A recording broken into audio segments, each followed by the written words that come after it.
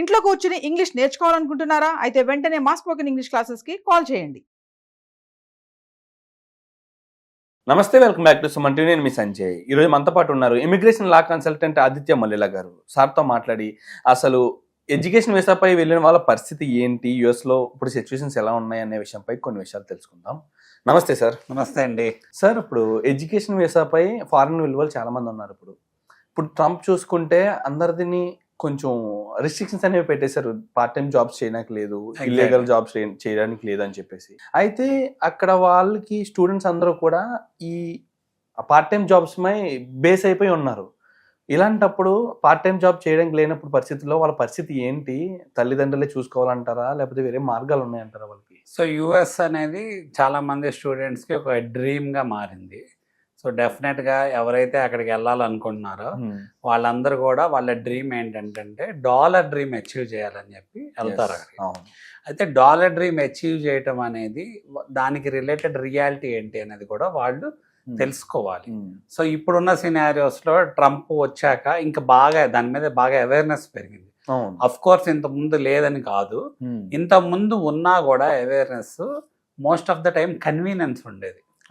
Convenience ఎంత convenience ఉండేది అంటే మనం ఏదైనా పని చేసినా irrespective of what the legality is, వాళ్ళు ఏం చూసేవాళ్ళు అంటే అందరూ చేస్తున్నారు కదా, మనం కూడా చేయొచ్చేమో, లేకపోతే మనం కూడా చేసి గెట్ ఆన్ అవ్వచ్చు, సర్వైవ్ అవ్వచ్చు, ఎలా ఒకలాగా అక్కడ నెట్కు రావచ్చు సిచ్యువేషన్ అన్న ఉద్దేశంలో ఉండేవాళ్ళు. బట్ మనకి అక్కడ లీగాలిటీస్ ఏంటి అని చూస్తే మనం మోరల్ ఆస్పెక్ట్స్ వేరు, లీగల్ ఆస్పెక్ట్స్ వేరు ఎప్పుడైనా సరే. సో మోరల్ ఆస్పెక్ట్స్ చూసుకుంటే మనం కూడా ఏంటంటే ఇండియన్ ఆరిజిన్ నుంచి వచ్చాం కాబట్టి మనం కూడా అక్కడ జాలిగా వాళ్ళ మీద ఏంటంటే సింపతి చూపిస్తా, లేకపోతే కొంచెం హ్యూమన్ పరంగా ఎంపతి చూపిస్తూ ఉంటాం.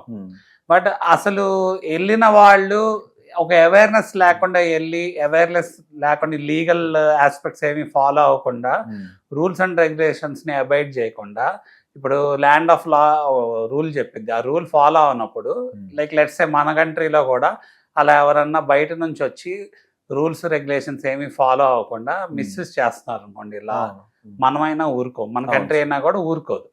సో ఇప్పుడు ఏంటంటే ఎన్ఫోర్స్ చేస్తున్నారు ఏవైతే రూల్స్ అండ్ రెగ్యులేషన్స్ ఉన్నాయో అవి ఏం పెద్దగా మారిపోలేదు. నిజం మాట్లాడితే ఏంటంటే ట్రంప్ వచ్చాక అన్ని మారిపోయినాయి అని అందరూ అనుకుంటున్నారు.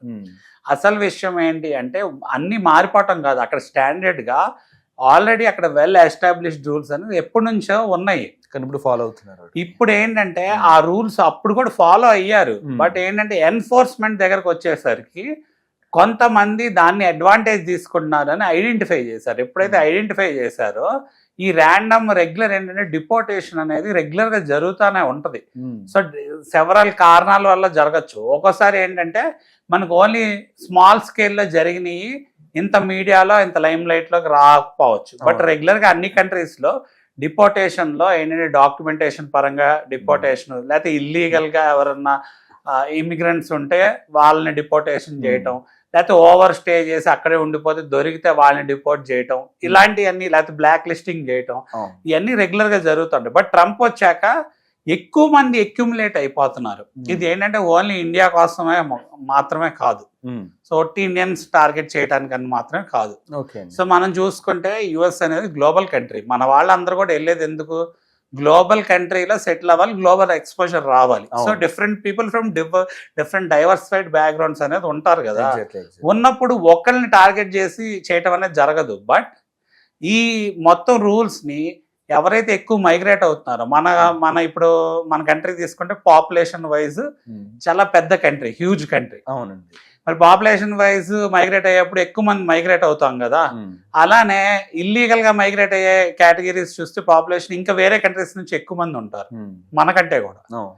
బట్ మన వాళ్ళు కూడా ప్రతి వీసాలో అడ్వాంటేజ్ తీసుకొని, అంటే వీసా ఒక స్టేటస్ని అడ్వాంటేజ్ తీసుకొని అక్కడ రూల్స్ అండ్ రెగ్యులేషన్స్ ఫాలో అవ్వగా వాళ్ళ కన్వీనియన్స్గా ఉండేది ఏంటో చేయటము వల్ల వీళ్ళు ఏంటంటే ఇప్పుడు ఇబ్బందులు పడుతున్నారు. ఎందుకంటే అలాంటి వాళ్ళందరినీ ఐడెంటిఫై చేసి ఆ స్ట్రిక్ట్ మెసేజ్ పంపిస్తున్నారు. ఒక స్ట్రిక్ట్ మెసేజ్ పంపిస్తే ఏంటంటే నెక్స్ట్ వచ్చే వాళ్ళు కానీ, లేకపోతే ఇప్పుడు ఎవరైతే మిస్యూజ్ చేస్తున్నారు కానీ వాళ్ళు చేయకుండా ఉంటారు అన్న ఉద్దేశంతో. Okay sir.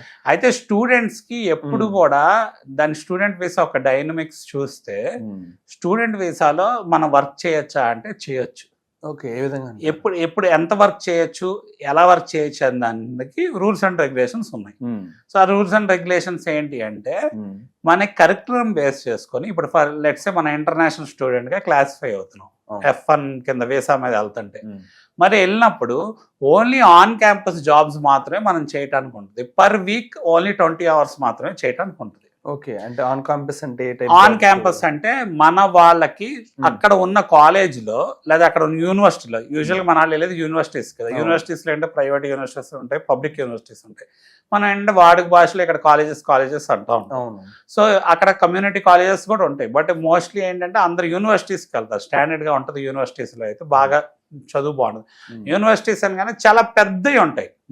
సో యూనివర్సిటీస్ లో కూడా రకరకాల జాబ్లు ఉంటాయి. రకరకాల జాబ్లు అంటే టెక్నికల్ జాబ్స్ ఉంటాయి, ఒక్కోసారి నాన్ టెక్నికల్ జాబ్స్ కూడా ఉంటాయి. స్టూడెంట్ వర్క్ కనుక మనం చేయాలనుకున్నప్పుడు మన ఆలోచన ఏంటి అంటే, మన కోర్స్ రిలేటెడ్ మన రెజ్యూమ్ లో లేకపోతే మన కరికులం వీటేలో మన కెరియర్ కి రిలేటెడ్ ప్రొఫైల్లో యాడ్ అవ్వాలి అంటే ఎలాంటి వర్క్స్ యాడ్ అవుతాయి అంటే, మన కోర్స్ కి రిలేటెడ్ టెక్నికల్ జాబ్స్ ఏమైనా దొరుకుతున్నాయా లేవో ఆన్ క్యాంపస్ మనం చూసుకోగలం. ఆల్రెడీ మన కరికులం మన మంచి యూనివర్సిటీకి వెళ్తే మన ఇంటర్నేషనల్ స్టూడెంట్స్ లైక్ లెట్స్ సే ఒక 12 credits మెయింటైన్ చేయాలనుకోండి స్టేటస్, ఆ లోడ్ అనేది వాళ్ళకి ప్రిపరేషన్ కి, లైబ్రరీకి వెళ్ళి చదువుకోవడానికి వీటికి కూడా కొంతవరకు సరిపోద్ది. సో అది కాకుండానే 20 hours మీరు ఆన్ క్యాంపస్ పని చేయడానికి అవైలబిలిటీ ఉందని చెప్పేసి US లో రూల్ పెట్టారు ఫారెన్ స్టూడెంట్స్ కి. మరి మీకు ఏంటంటే రీసెర్చ్ అసిస్టెంట్షిప్, టీచింగ్ అసిస్టెంట్షిప్ ఇలా అంటారు. సో యూనివర్సిటీలో కూడా ప్రొఫెసర్ దగ్గర మనకి ఏంటంటే ఈ రీసెర్చ్ అసిస్టెంట్షిప్, టీచింగ్ అసిస్టెంట్షిప్ మాస్టర్స్కి వెళ్ళినప్పుడు అలాంటి ఆపర్చునిటీస్ దొరుకుతాయి. అవి వాటిల్లో మనకి ఏంటంటే మన ఒక ప్రొఫైల్లో యాడ్ అయ్యిద్ది అనమాట అలాంటి జాబ్స్ చేసినప్పుడు. అంటే సరే జాబ్ లా వస్తుందా, ఇంటర్న్షిప్ లా అవుతుందండి? అది జాబ్ లాగే వస్తుంది. అంటే మనకి ఇంటర్న్షిప్ అనేసరికి మళ్ళీ CPT ప్రోగ్రామ్ అని ఉంటుంది. సో ఈ CPT ప్రోగ్రామ్ ఏంటి అంటే మనకి డ్యూరింగ్ సమ్మర్ కానివ్వండి, లేకపోతే as part of the masters curriculum కానివ్వండి, మనకి కొన్ని క్రెడిట్స్ ఈ CPT ప్రోగ్రామ్ కింద తీసుకోవచ్చు. అప్పుడు ఏంటంటే మనకి ప్రొవిజన్ ఉంటుంది అనమాట. డిపార్ట్మెంట్ నుంచి ఏం ప్రొవిజన్ ఉంటుంది అంటే, మనం వెళ్ళి ఏదన్నా బయట కూడా వర్క్ చేయొచ్చు కొంతకాలం, లైక్ లెట్స్ సే ఒక 3 months లేకపోతే డ్యూరేషన్ బేస్ చేసుకొని ఎలిజిబిలిటీ ఉంటుంది. అంటే 40 hours per week వస్తుంది అది అయితే. Okay sir. సో అది ఉపయోగించుకోవచ్చు. అది ఉపయోగించుకుంటే అది కూడా మన ప్రొఫైల్ కి యాడ్ అయ్యింది.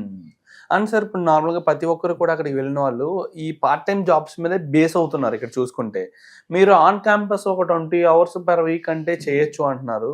అంటే ఇప్పుడు ఇక్కడి నుంచి మైగ్రేట్ అయిన ప్రతి స్టూడెంట్ కి అక్కడ ఎలిజిబిలిటీ అంటే దొరుకుతుందంటారా, జాబ్ దొరుకుతుందంటారా on campus? So usual conventional విధానంలో అయితే అలా వర్క్ చేయాలంటే మ్యాండేటరీగా వాళ్ళకి గ్రీన్ కార్డ్ ఉండాలి. సో నేను మీకు EB-5 వీసాలో చెప్పాను ఎడ్యుకేషనల్ బెనిఫిట్స్ ఏముంటాయి EB-5 వీసా ద్వారా. సో EB-5 వీసా ద్వారా అంటే వీళ్ళు ఏంటంటే వాళ్ళ స్టేటస్ వేరు, అంటే ఇన్వెస్ట్మెంట్, గ్రీన్ కార్డ్ అనేది ఇన్వెస్ట్మెంట్ ద్వారా వస్తుంది కాబట్టి అలా ఆ కేటగిరీ గ్రీన్ కార్డ్ మీద ఉన్న వాళ్ళు లేకపోతే ఆ EB-5 వీసా మీద ఉన్న వాళ్ళకి బెనిఫిట్స్ ఏమొస్తాయి అంటే, మీరు అడిగిన దానికి చూస్తే వాళ్ళు చదువుకుంటా కూడా ఆఫ్ క్యాంపస్ జాబ్ చేసుకోవచ్చు. ఓకే, EB-5 వీసా అంటే మీరు ఇప్పుడు ఏం రిఫర్ చేస్తారు? ఇప్పుడు స్టూడెంట్ వీసా కన్నా EB-5 వీసా బెస్ట్ అంటారు? అంటే it's up to their choice. అంటే నేను సజెస్ట్ చేయటం అని కాదు. అంటే మీరు అడిగిన దాంట్లో మీరు ఏం అడిగారు అంటే ఏ పరిస్థితుల్లో చేయొచ్చు అని అడిగారు కదా. సో ఇంటర్నేషనల్ స్టూడెంట్ స్టేటస్ మీద ఉంటే మాత్రం చేయలేము. ఓకే, బట్ ఏంటంటే వేరే స్టేటస్ మీద ఉంటే మనం చేయగలం. వేరే స్టేటస్ కూడా కొన్ని ప్రొవిజన్స్ ఉంటాయి. ఇప్పుడు ఆ వేరే స్టేటస్ ఏంటి అంటే, నేను ఇప్పుడు చెప్పా కదా EB-5 వీసా స్టేటస్ అనేది, దాని మీద మీరు వర్క్ చేసుకోవచ్చు. ప్లస్ ఏంటంటే మీకు ట్యూషన్ ఫీ కూడా తక్కువ ఉంటుంది. ఇన్ స్టేట్ కనుక మీరు క్వాలిఫై అయితే ట్యూషన్ ఫీ పరంగా చూసుకుంటే ఆల్మోస్ట్ ఇప్పుడు ఒక మనిషి ఒక 50 లక్షలు కడుతున్నాడు అనుకోండి, కొన్ని స్టేట్స్ లో ఇన్ స్టేట్ మీరు క్వాలిఫై అయితే జస్ట్ ఒక 30 lakhs 20 lakhs మీ ట్యూషన్ ఫీ అయిపోయే సిచ్యువేషన్. ఓకే, ఇప్పుడు మనకి ఇన్కమ్ సోర్స్ ఏంటి, అక్కడ రూల్స్ అండ్ రెగ్యులేషన్స్ ఏంటి అని ఇప్పుడు వెతుకుతూ భయపడుతూ ఉన్నారు అందరూ కూడా. డెఫినెట్ గా సోర్స్ అనేది ఉందని చెప్పేసి మీరు తెలియజేశారు. అవును, సోర్స్ ఏంటంటే ముందు వెళ్ళిన వాళ్ళకి రీజనబుల్ ఎక్స్పెక్టేషన్స్ ఉండాలి, లేకపోతే వాళ్ళకి ఇనఫ్ అమౌంట్ ఆఫ్ డబ్బులు పెట్టుకొని వాళ్ళు వెళ్ళాలి. ఎందుకంటే వాళ్ళు డిక్లేర్ చేసేటప్పుడు కూడా ఏమని డిక్లేర్ చేస్తారంటే, మా దగ్గర రిసోర్సెస్ ఉన్నాయి, లేకపోతే ఎవరో మాకు ఎడ్యుకేషన్ కి స్పాన్సర్ చేస్తున్నారు అని చెప్తారు. దాన్ని దాన్ని బేస్ చేసుకునే వాళ్ళకి అక్కడ అడ్మిట్స్ వస్తాయి లేదా వీసా స్టాంపింగ్ అయింది. ఓకే. అందుకని ఏంటంటే ఇప్పుడు వెళ్ళే వాళ్ళు కూడా వాళ్ళకి రిటర్న్ ఆన్ ఇన్వెస్ట్మెంట్ అవ్వాలి అంటే లాంగ్ టర్మ్ లో రిటర్న్ ఆన్ ఇన్వెస్ట్మెంట్ అయింది. అంతేగాని స్టార్టింగ్ డే నుంచే మన డాలర్స్ లేదా స్టూడెంట్ వీసాగా వర్క్ చేసుకుని ఎర్న్ చేసేద్దాము, మొత్తం తీర్చేద్దాము అన్న ఆలోచనలో ఉంటే అది ఇల్లీగల్ గా క్లాసిఫై అవుతుంది కాబట్టి ఇబ్బందులు పడే అవకాశం ఉంది. కాబట్టి దాన్ని అవాయిడ్ చేస్తే బెస్ట్. అంటే సార్ ఇప్పుడు ఆన్ క్యాంపస్ కూడా దానికి ఏమైనా ఎలిజిబిలిటీ ఉందా సార్ వాళ్ళకి? ఆన్ క్యాంపస్ ఎలిజిబిలిటీ ఏంటి అంటే అగైన్ మనకి అక్కడ ఒక జాబ్ ఒక రోల్ బట్టి రిక్వైర్మెంట్ బట్టి ఉంటుంది. ఓకే. వాళ్ళు చూస్ చేసుకొని పిక్ చేసుకోవాలి. దానికి కూడా ఒక్కోసారి కాంపిటీషన్ ఉండి దొరకని సిచ్యువేషన్ కూడా ఉంటుంది. అంటే సార్ ఆన్ క్యాంపస్ అక్కడికి వెళ్ళిన ఫారినర్స్ చేయాలా లేకపోతే బయట వాళ్ళు కూడా చేసే ఎవరైనా చేయొచ్చు. అంటే బయట వాళ్ళు కూడా కాంపిటీషన్ అక్కడ వాళ్ళతో కూడా ఎవరైనా చేయొచ్చు. Okay, sure sir, absolutely sir. Thank you sir, thank you very much sir. Thank you అండి.